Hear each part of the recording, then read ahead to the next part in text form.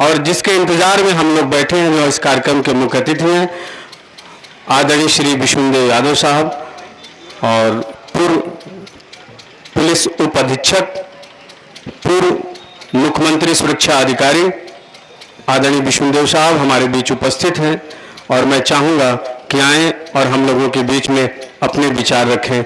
आदरणीय श्री विष्णुदेव यादव साहब, इस कार्यक्रम के अध्यक्ष, इस कार्यक्रम के मुख्य अतिथि आदरणीय श्री विष्णुदेव यादव साहब। बहुत बहुत धन्यवाद अवधराज जी।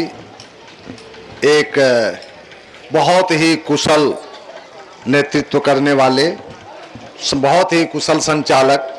मैं उम्मीद करता हूं कि भविष्य में आप इसी तरह से अगर संचालन करते रहे तो बहुत ऊंचाइयों पर जाएंगे। आपका संचालन काबिले तारीफ है।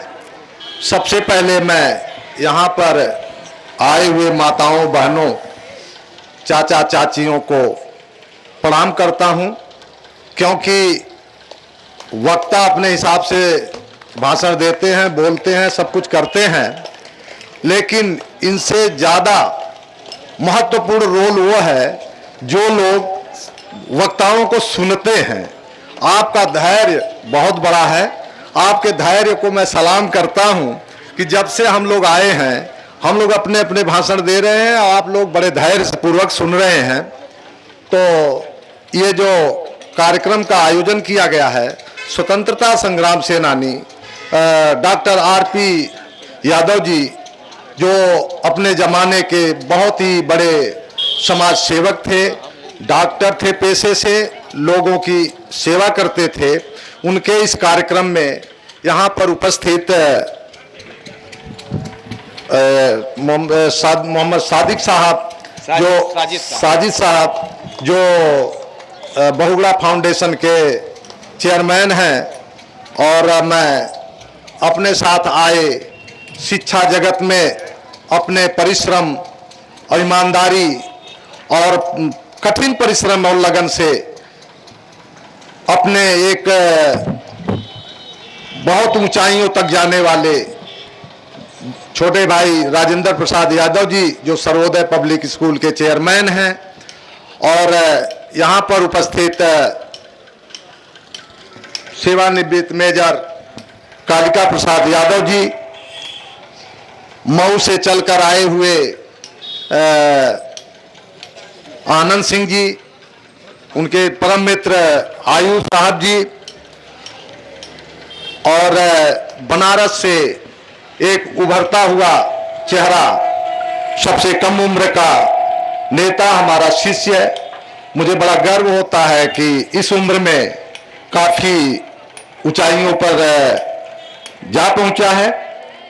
धर्मेंद्र यादव सिंटू जी, एक डॉक्टर सोनू वर्मा जी, यहाँ पर उपस्थित भंते जी, और हम लोगों के बीच में मऊ जनपद के रहने वाले जो शिक्षक संघ के एमएलसी के प्रत्याशी हैं भाई अजीत सिंह जी, और यहाँ ये गौरव जी हैं, मौजूद हैं, और सब इधर मैं देख रहा हूँ, थोड़ा से मंच इस तरह से है कि देखना पड़ रहा है। डॉक्टर सुनील यादव जी, जो डॉक्टर आर.पी. यादव जी के बड़े सुपुत्र हैं, इनके दूसरे बेटे अनिल यादव जी, और रिश्ते में बहुत मधुर रिश्ता बोला जाता है ननिहाल का।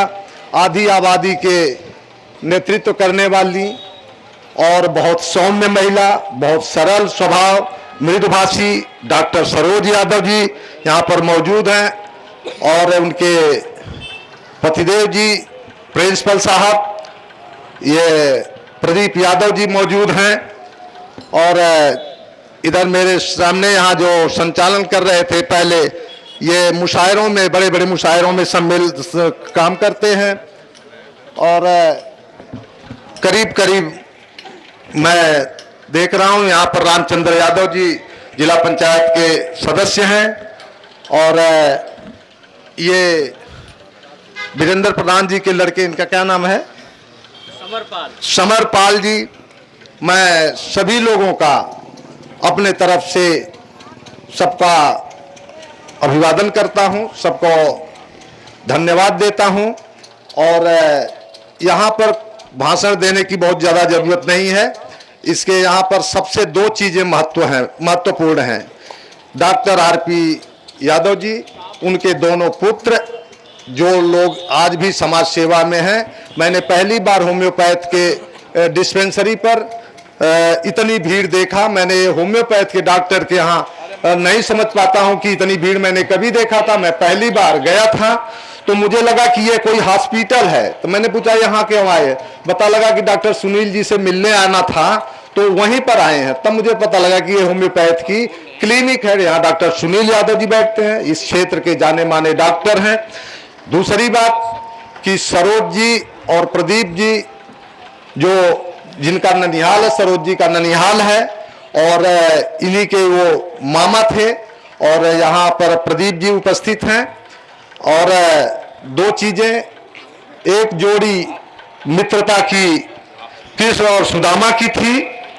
महाभारत में मित्रता की मिसाल दुर्योधन और कर्ण की थी, और यहाँ पर डॉक्टर आरपी यादव और अयूब वफा साहब की दोस्ती फेमस है, जिसकी जितना ही तारीफ किया जाए कम है।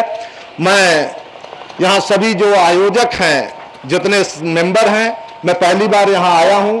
इसके पहले कई बार जो कार्यक्रम हुआ था, अवधराज जी ने मुझे हर बार इस कार्यक्रम के बारे में बताते थे, कुछ फोटोग्राफ्स भेजते थे, कुछ वीडियो भेजते थे, तो जिसको मैं देखता था। एक दिन मेरी मुलाकात वफा चाचा से हुई तो उन्होंने कहा कि मेरे कार्यक्रम में आना है।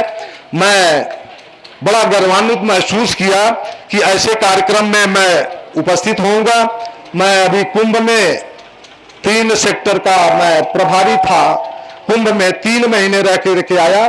मैं कुंभ में स्नान नहीं किया, मेरी विचारधारा अलग है, लेकिन मैं आज महसूस कर रहा हूं कि आप लोगों के बीच में आकर के ये जो कंबल वितरण होगा, आप लोगों को एक छोटी सी, बहुत छोटा उपहार दे करके मुझे ये महसूस होगा कि संगम में स्नान नहीं किया, लेकिन आज संगम में स्नान कर लिया, ऐसा महसूस होगा।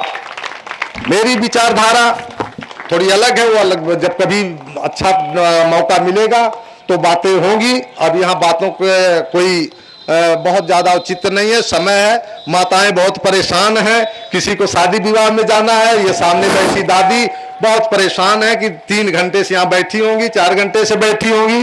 जो लिस्ट दी गई थी, जो अवधराज जी ने, जो अयूब चाचा ने बताया था, मेरे हिसाब से जानकारी में था 500 लोगों के कंबल वितरण करने का कार्यक्रम था, लेकिन 500 आदमी सामने दिखाई नहीं दे रहे हैं। फिर पता लगा कि जो लोग नहीं आए हैं, कार्यक्रम स्थल चेंज हो गया है, जो लोग नहीं आए हैं उनके घरों में चाचा जी उनके घरों में कंबल पहुंचाते हैं। इसकी जितनी भी तारीफ की जाए वो बहुत कम है। इस काम की जितनी भी तारीफ किया जाए वो बहुत कम है। मैं आयोजकों से ये अपेक्षा करूंगा कि हम सभी बैठ करके एक कोई ऐसी योजना तैयार करें, जैसा बाबू राजेंद्र जी ने कहा है, कुछ और वक्ताओं ने कहा है कि हम लोग इसको एक अच्छी व्यवस्था करके, एक राय मशविरा करके अगली बार के लिए कुछ अच्छी सोच के समझ, अच्छी प्लानिंग के हिसाब से आप लोगों के सामने प्रस्तुत किया जाए, और थोड़ा जगह अच्छी चुनी जाए, थोड़ा सा जनसंख्या अच्छी बढ़ाई जाए, तौर तरीका इसका ठीक किया जाए। बहुत सारी चीज़ें हैं, और मैं ज़्यादा समय न लेते हुए मंच पर उपस्थित सभी मेहमानों का मैं हार्दिक अभिनंदन करता हूं, सबका धन्यवाद देता हूं, सबका आभार प्रकट करता हूं। आयुब चाचा का आभार प्रकट करता हूं, उनको धन्यवाद देता हूं। और कुशल नेतृत्व करने संचालन करने वाले भाई अवधराज जी का मैं बहुत मुरीद हूं कि इनके क्या नाम है, संचालन में वो गुण है, वो चीज है कि आदमी बोर नहीं हो सकता, किसी के परिचय में कभी कंफ्यूजन नहीं हो सकता। जिस तरह का ये परिचय कराते हैं, जिस तरह का इनका अंदाज है, ये काबिल तारीफ है। मैं अब चाहूंगा आयोजकों से कि कंबल वितरण करके इन लोगों को समय से घर पर जाने का मौका मिलेगा। सभी लोग शादी विवाह में जाने वाले हैं, और आप सभी को, सामने बैठे हुए सभी लोगों को मैं तहे दिल से प्रणाम करता हूं और सबको धन्यवाद देता हूं कि आप लोग ने धैर्य से हम लोगों के भाषण को सुना। मंच को मैं एक बार बहुत बहुत धन्यवाद और आभार प्रकट करता हूं कि सभी लोग यहां उपस्थित हुए और इस कार्यक्रम को सफल बनाए और सब लोग एक स्वर से एक शुभकामना के रूप में अयूब चाचा को आशीर्वाद तो नहीं कहा जा सकता, लेकिन एक इच्छा प्रकट करें कि अयूब चाचा स्वस्थ रहें, मस्त रहें और ऐसे कार्यक्रम को कराते रहें। अगला कार्यक्रम इससे भी अच्छा हो, इसके लिए मैं सबको धन्यवाद देता हूं। धन्यवाद।